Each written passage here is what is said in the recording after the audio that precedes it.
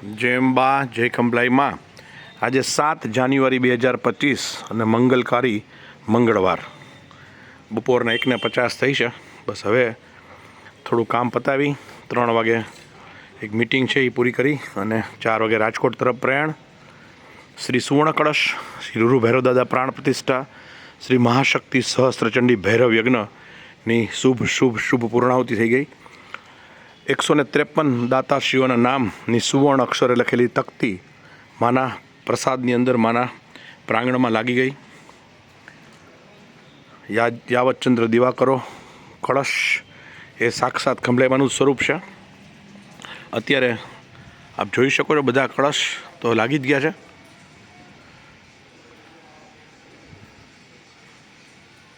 સોનાના કળશ બધા પ્યોર 24 કેરેટ ગોલ્ડ ના વરખ ઉપર લગાડેલા છે અને વર્ષો સુધી કાંઈ ન થાય એવી કેર કરેલી છે. આ નૃત્ય મંડપ ઉપરનો મુખ્ય કળશ, આ સામરણના 3 કળશ ફ્રન્ટમાં સૌથી લાગે અને સૌથી ઉપર મુખ્ય કળશ. હવે જે મારે જે વાત કરવાની છે આને આ જે પથ્થર દેખાય છે તમને, જે મુખ્ય કળશની નીચે મા લખેલું છે નીચે, એને આંબલસરા કહેવાય, મુખ્ય આંબલસરું. અને આ જે કળશ દેખાય છે એની પછીનો, એની નીચે જે દેખાય છે એને કહેવાય ઉચ્ચરંગના આંબલસરા. ચારે દિશાઓમાં હોય ઉચ્ચરંગના આંબલસરા, એનું કામ અત્યારે ચાલુ છે. એની નીચે કળશ દેખાય છે, એ નીચેનું આંબલસરું તમને દેખાતું હશે પથ્થરનું, એને પણ કહેવાય ઉચ્ચરંગના આંબલસરા. એનું કામ અત્યારે બનવાનું અને સુવર્ણ કાર્ય કરવાનું, કેમ કે તો જ મંદિરની શોભા વધે. મુખ્ય આંબલસરું છે એ તો બહુ દુર્લભ છે, એ ભાગે આવે આપણા, કેમ કે એ તો મંદિરનો સૌથી છેલ્લો અને ઉત્કૃષ્ટ અને છેલ્લો પથ્થર છે. એની ઉપર પથ્થર ના આવે, એ મંદિરની પૂર્ણાહુતિ છે. એટલે જેનો અંત સારો એની પછીની શરૂઆત સારી. તો આ આંબલસરું તો બહુ મોટું હોય અને માતાજી કરાવશે તો દાતાઓનો સહકાર મળે તો શક્ય છે. બાકી ઇટ્સ વેરી વેરી કોસ્ટલી, કારણ કે બહુ મોટું હોય ને એમાં કેટલું સુવર્ણ જોઈએ, કેટલી મહેનત કરવી પડે. ક્યાંય નથી, અંબાજીમાં છે, ક્યાંય નથી, અંબાજીમાં છે, પણ એની ચર્ચા હું નહીં કરું. આપણે જે કરવાનું છે એ જુદી વસ્તુ છે. અને આ જે આંબલસરા છે એનો પણ કામ ચાલુ છે. હું તમને ક્યાં કામ ચાલુ છે, કેવી રીતે થઈ રહ્યું છે દેખાડું. જય અંબા જય ખંભલાઈમાં, કેવળ તુજ કરુણા. જય અંબા જય ખંભલાઈમાં.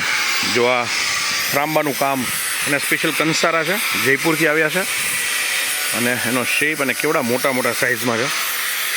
આ આંબલસરા છે, સ્પેશિયલી આપણે કસ્ટમાઇઝ બનાવેલા છે આપણા મંદિરની ડિઝાઇન મુજબ. હવે આને હવે પોલિશ કરવામાં આવશે, એના પર સુવર્ણ વરખનું કામ શરૂ કરવામાં આવશે.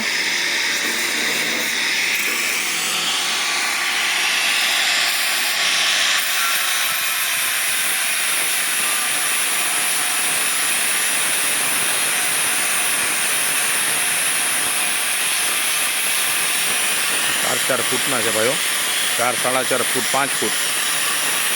સમજી શકો છો કળશમાં જો આટલું આખા કસ્ટમાઇઝ છે, દરેક કળશની નીચે લાગશે.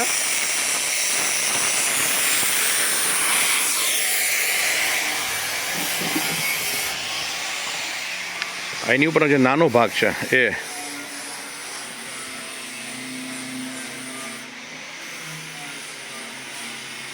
ત્રાંબાના, હવે આના ઉપર સુવર્ણનું કામ શરૂ થશે. ચારે દિશાના છે. આના પછી આનું શું થઈ શકે એની વાત હું કરું. જય ખંભલાઈમાં. જય અંબા જય ખંભલાઈમાં. જો અહીંથી આપણું અહીં કામ ચાલે છે, પાછળ આપણું શિખર માતાજીનું. હવે તમને ઝૂમ કરીને દેખાડું.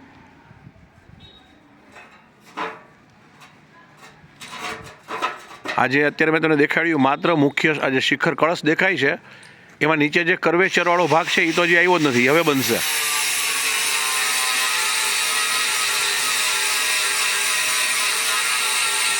એ હવે ત્રાંબાનો બનશે. બહુ મોટો ભાગ હોય આ, પણ આખું શિખર દેદીપ્યમાન થઈ જાય. મુખ્ય આંબલસરાની વાત આપણે નથી કરતા, કેમ કે હજી આપણે માતાજીને પ્રાર્થના કરશું. કારણ કે વિશાળકાય છે એમાં કેટલું સુવર્ણ જોઈ ખબર નથી.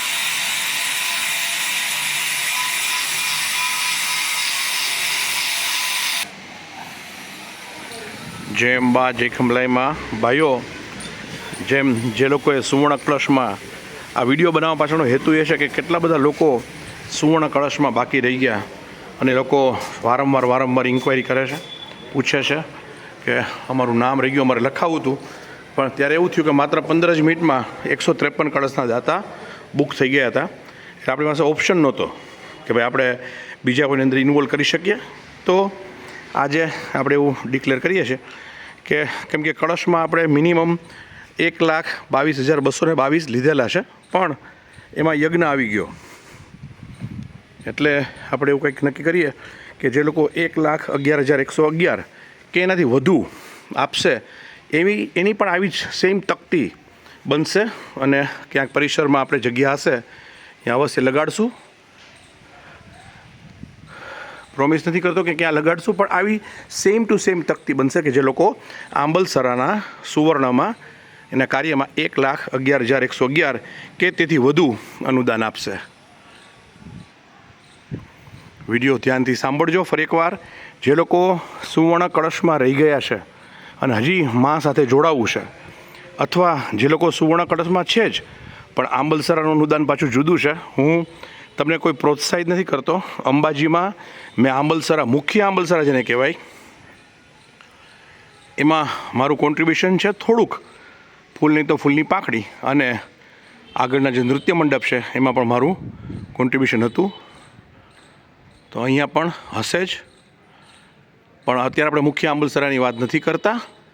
જો આપણી પાસે એટલું સુવર્ણ ભેગું થશે તો આપણે કરશું, પણ 1,11,111 કે તેથી વધુ લોકો જે અનુદાન મળશે તેવા દાતાઓની તકતી આપણે ફરી એકવાર નિજ મંદિરના પરિસરમાં અવશ્ય લગાડશું. સુવર્ણ અક્ષરે જ જેવી કળશની બનેલી છે એવી જ, અને 1,11,111થી વધારે. પણ માતાજી તમને પ્રેરણા કરે અને જે થાય એ અવશ્ય જણાવશો. કાર્ય લાંબુ ચાલવાનું છે. હું માનું છું ત્યાં સુધી હજી 2-3 મહિના કામ ચાલશે, અને બાકી વ્યક્તિગત વાત કરશું આપણે. પણ માને તમને પ્રેરણા થાય અને ઈચ્છા થાય અને મા શક્તિ આપે તો અવશ્ય જણાવશો. જય અંબા જય ખંભલાઈમાં, કેવળ તુજ કરુણા. ખરેખર તો કળશનું નીચેનું જે આંબલસરું છે એ એટલું પવિત્ર, કેમ કે આધાર સ્તંભ છે મંદિરનો ચારે દિશાનો, એટલે એનું અનુદાન જુદું હોય છે. એની મહત્તા કળશ જેટલી જ કે એનાથી પણ અનેક ગણી વધારે કહી શકાય, કેમ કે આધાર સ્તંભ છે, કળશને નીચેથી સપોર્ટ કરે છે. એટલે જેમ માતાજીની પ્રતિમા જેમ હોય છે એમ કળશ છે એ માનું સ્વરૂપ છે, અને આંબલસરા એના ચરણ છે. એટલે ચરણનું તો આપ જાણી શકો છો, પણ આપને જે મા પ્રેરણા કરે એ અવશ્ય જણાવશો. જય અંબા જય ખંભલાઈમાં, કેવળ તુજ કરુણા.